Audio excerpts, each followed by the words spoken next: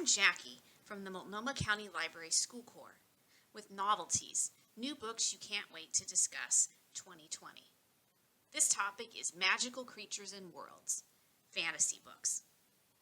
I'll be mentioning some websites throughout this presentation, and you can find the links listed in the notes below this video.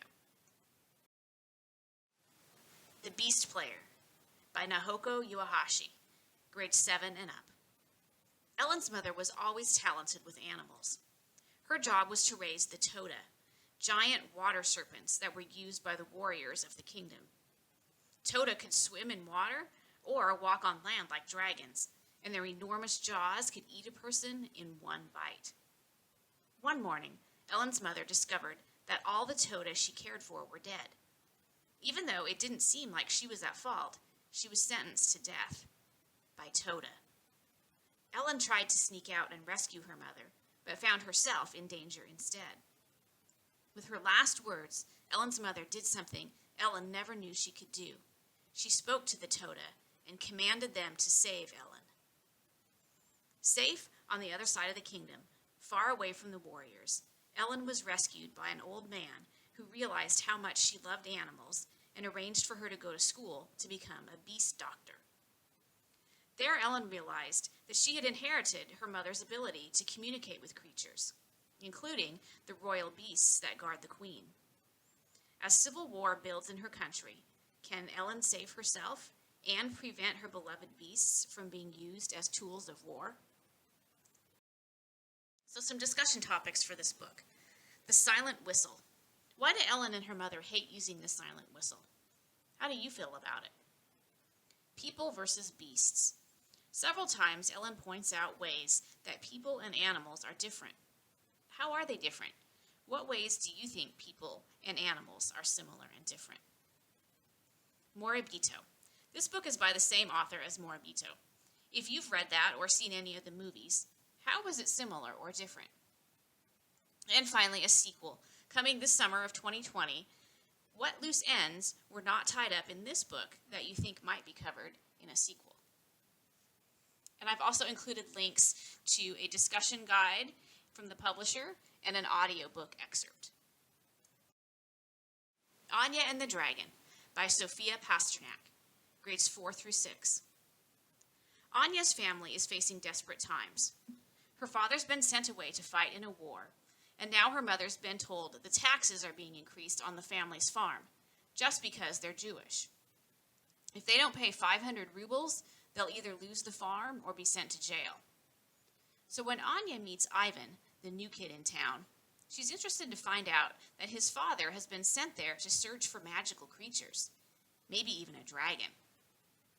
His father offers to pay her each day she helps him hunt, and 500 rubles if they find a dragon. That would be enough to pay their taxes. The only question he doesn't answer for Anya, what will he do with a dragon if he finds one? Fireborn by Rosaria Munda, grades 7 and up. 10 years ago, there was a revolution in Kallipolis, and the wealthy families who rode dragons and ruled the country were murdered. Atreus, the revolutionary leader, formed a new government where a person's destiny was determined by their abilities and not by the family they were born into. Now Atreus is preparing to choose his successor, who will be trained to be the new leader of Kallipolis. Lee and his closest friend Annie are the top two candidates. They've known each other since they met 10 years ago in an orphanage. Annie is the only person who knows the truth about Lee. He didn't grow up poor like her.